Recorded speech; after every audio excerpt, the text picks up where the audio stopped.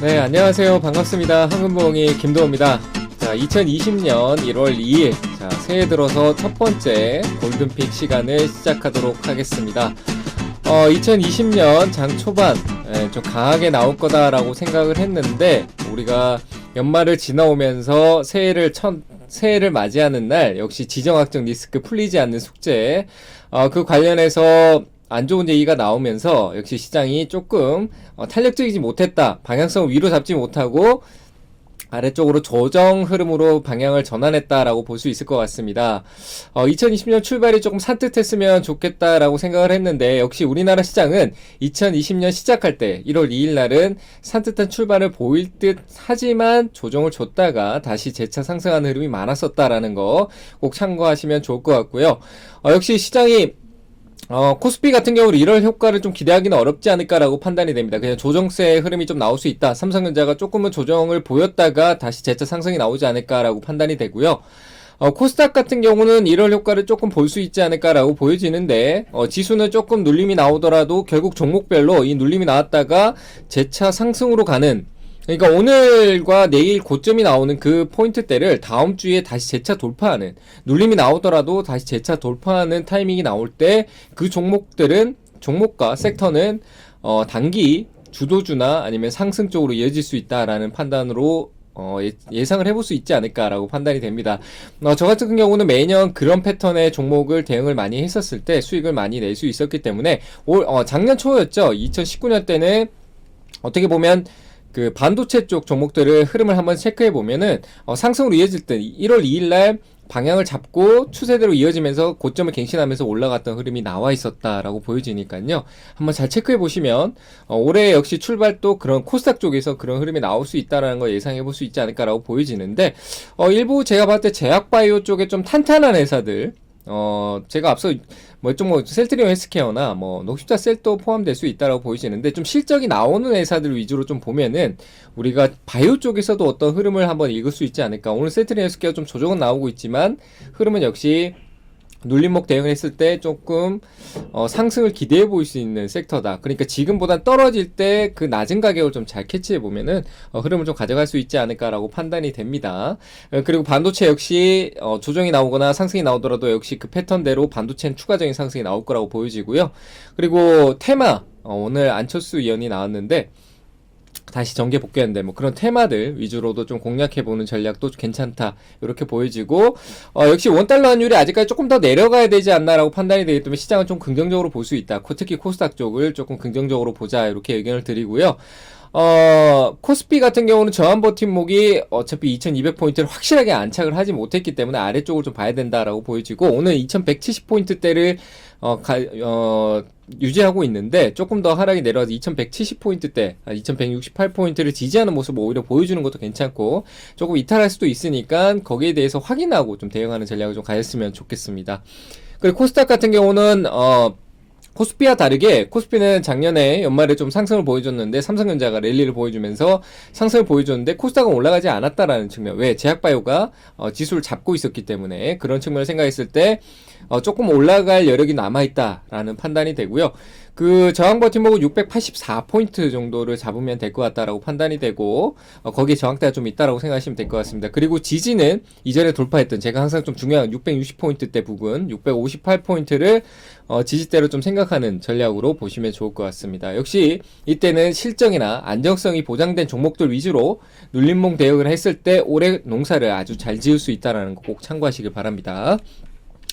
자, 그럼 이어서 지수 차트는 생략을 하고요. 이어서 제가 오늘 선정한 종목을 한번 보도록 하겠습니다. 황금봉이 골든봉을 잡아라. 탑픽 종목 오늘 안랩입니다. 이슈가 상당히 많이 됐죠. 오늘 지정학적 리스크 때문에 시장이 조금 약간 침체되는 흐름을 보여주고 있지만 역시 안철수 의원이 복귀했다라는 얘기만으로도 시장에서 큰 반영을 보여주는 안랩, 써니전자, 기타 종목들도 많이 올랐지만 저는 실적적으로 좀 안정적이고 그리고 모멘텀, 직접적인 좀 연관성이 좀 있는 종목. 안랩하면 안철수, 누구나 알 수 있지만, 써니전자는 이제 조금 관계성에 대해서 손을 잠깐 떠났는데, 이전부터 관련주랑 일단 대장주 역할을 하고 있지만, 역시 불안 요소, 등락폭에 대한 변동성에 대한 불안 요소가 있고, 안랩 같은 경우는 저는 이렇게 생각을 해요. 지금 이 7만원대 정도 아래에서는 혹여나 물리더라도 나중에 복구가 가능한 가격대이지 않나라고 생각이 됩니다. 가능하다라고 보이죠. 한 번쯤은 올라올 수 있는 가격대지만 뭐 써니전자나 이런 회사 뭐 실적은 많이 개선되고 좋아지고 있지만 역시 변동성에 대해서는 워낙 좀 크죠. 좀 무서울 수 있고 탄탄한 건 맞습니다. 굉장히 수급적으로 강하게 움직이는 거, 좀 강한 세력들의 움직임이 있다라는 건 맞지만 그 변동성에 대응하기 우리가 좀 어렵지 않나라고 판단이 되고요. 안랩이 좀 안정적인 움직임이 있기 때문에 안랩 위주로 좀 보셨으면 좋겠습니다. 단기적인 갭 상승이 있었기 때문에 눌림목, 버팀목 대응이 좀 안정적으로 좋아 보인다. 굳이 매수가 안 되면 할 필요 없다. 떨어질 때만 매수 관점을 보자. 테마는 항상 눌림목, 떨어지는 음봉 매수가 적극적으로 활용도가 높다. 위쪽으로 따라섰을 때는 내가 물려서 올라오길 기다려야 되는 그런 테마성이기 때문에 좀 눌림목에 대응을 하셨으면 좋겠고요. 차트를 통해서 한번 보도록 하겠습니다. 오늘 아침에 장 출발은 굉장히 좋았는데요. 지금 좀 많이 빠졌죠. 많이 빠졌는데 지금 지지가 나왔는데 좋은 가격대 지지가 나왔다라고 생각이 됩니다. 앞서 큰 상승이 우리가 나왔었는데 2018년도 때도 좀 한번 올랐던 적이 있죠. 이때 지지 라인 대가 한 72,000원대 정도에 존재를 하고 있는데 조금 더 떨어지면 좋았을 것 같다라는 생각이 들고 거기서 조금 더 떨어졌으면 좋겠다는 생각이 듭니다. 왜냐하면 현재 시세로 봤었을 때 파동이 여기서 좀 깊은 파동이 나왔던 이 자리대로 봤었을 때, 뭐 이런 식으로 파동, 뭐 M파동으로 개념을 본다라고 해도 시세가 어느 정도 나왔습니다. 조금 더 위로 올라갈 가능성은 있습니다. 제 생각에는 조금 더 위로 올라가서 한 89,000원대까지 올라갈 것 같다는 생각은 듭니다. 하지만, 따라가는 매매보다는 확실히 떨어지는 눌림목 매매를 하는 게 좋을 것 같고요. 왜냐하면, 이 모멘텀이 총선까지 이어질 거기 때문에 굳이 위로 올라가는 걸 따라 살 필요는 없다. 한 번쯤은 눌림이 나오고 2차 상승을 줄 수 있는 그런 패턴이 나올 거기 때문에 떨어지는 깊은 자리에서 매수를 가져가서 대응해보면 좋겠다라고 판단이 되고요. 역시 차트 흐름은 굉장히 양호합니다. 워낙 안정적으로 추세를 만들고 이 저점에서 이런 이 박스권 우상향을 유지했었기 때문에 이 아래쪽은 큰 의미는 없지만 뭐 확산의 흐름을 만들고 있다라는 것도 좋지만 이렇게 확산의 흐름을 만들고 있다라는 건 좋지만 중심적인 박스권은 여기 안에 있다라는 거 보고 이 박스권이 역시 위쪽으로 한번 더 올라가고 2차적으로 올라가는 흐름 그 흐름에 있다라고 봐야 되니까 우상향은 만들어졌다. 하지만 단기 모멘텀이 연휴 때 나왔기 때문에 갭상승으로 인해서 차익 매물이 쏟아지고 있다. 다들 그렇게 생각을 하기 때문에 차익 매물이 나오는 겁니다. 그렇게 뭐 갭으로 연휴 때 나오면 갭 상승했을 때 차익이 많이 빠지는 경우가 많다. 올라가는 경우도 있지만 드문 경우지만 그래도 올라갈 때 굉장히 강하게 올라가는 흐름이 있어서 우리 개인 투자자분들이 손을 놓지 못하는데 일단은 차익을 절반 이상 때리고 밑에서 기다리는 전략이 맞다라는 거 꼭 기억하셨으면 좋겠고요. 저는 오히려 72,000원대와 72,000원 가격대와 72,000원 가격대와 한 69,000원대 아래쪽인 한 69,000원 조금 위 고가는 좀 이탈하는 전략으로 한 69,000원 좀 아래쪽 여기 한 67,500원 정도 되겠네요. 이 가격대 사이에서 분할 매수 접근한다는 전략으로 좀 보였으면 좋겠습니다. 72,000원 아래에서는 분할 매수로 아주 조금씩 갈수록 비중을 늘려가는 전략으로 이렇게 대응을 하면 좀 좋을 것 같고요. 그런 식으로 한번 잘 체크하셔가지고 대응해봐도 된다. 안랩은 추세가 살아있기 때문에 쉽게 무너지지 않는다. 무너지더라도 한 번쯤 이 중심대까지 지지받고 파동을 주고 떨어질 거기 때문에 단기 수익은 충분히 나올 수 있다. 이렇게 보고 짧게 단기 트레이딩 전략으로 대응해 보시길 바랍니다. 자, 이어서 그러면 한 종목 더 알아보도록 하겠습니다. 에이프로젠 KIC 익숙한 종목이죠. 왜? 작년 연말에 핫했던 종목이기 때문에 에이프로젠 뭐 제약이나 KIC 뭐 HNG도 있지만 역시 제약하고 KIC 쪽이 좀 강하지 않았나라고 판단이 됩니다. 에이프로젠 KIC 뭐 저는 이렇게 생각해요. 예전에 아주 오래된 때 제가 에이프로젠 제약을 조금 많이 니치코 제약부터 해서 다 많이 공부를 했었는데 굉장히 바이오시밀러 쪽에 셀트리온하고 삼성바이오로스하고 에이프로젠 뭐 3대를 생각했었습니다. 과거에 셀트리온이 이렇게 커지기 전에. 그런데 뭐 실적으로 에이프로젠 제약은 판권을 가지고 있는 거고요. 니치코 제약이 일본 회사인데 니치코 제약이 그 판권에 유럽이나 좀 큰 시장의 판권을 니치코 제약이 가지고 있었다. 그리고 지분 구조도 역시 에이프로젠 제약보다는 그쪽이 강했었는데 에이프로젠이라는 회사가 결국 상장 추진을 했었는데 제대로 되지 않았다라는 부분, 뭐 확실치 않았다라는 부분이 있었던 거죠. 뭐 재무적인 부분이나 그리고 상장에 조금 뭐 부합하지 않는 조건이겠죠. 뭐 그거는 뭐 금감원에서 판단하는 거니까 뭐 안 맞다고 얘기를 합니다. 그래서 상장을 못했었는데 결국 우회 상장 또 생각을 했고요. 그래서 에이프로젠 KIC라는 회사가 나타나기 시작한 거고 큰 상승을 한번 보여줬었죠. 근데 아직까지 상장을 못했다는 거, 그리고 우회 상장으로 갈 수 있다는 거, 역시 상장 추진에 대한 모멘텀은 숨어있지만 살아있다라고 생각해 볼 수 있겠죠. 그리고 워낙 바닥권에 있고 최근에 1조 클럽이라는 그런 얘기가 나왔었던 부분, 전반적으로 모멘텀이 괜찮습니다. 현재 자리가 차트 변곡점의 방향성이 필요한 자리이기 때문에 단기 트레이딩 전략으로 대응해보자 이렇게 보고요. 차트를 통해서 짧게 한번 보도록 하겠습니다.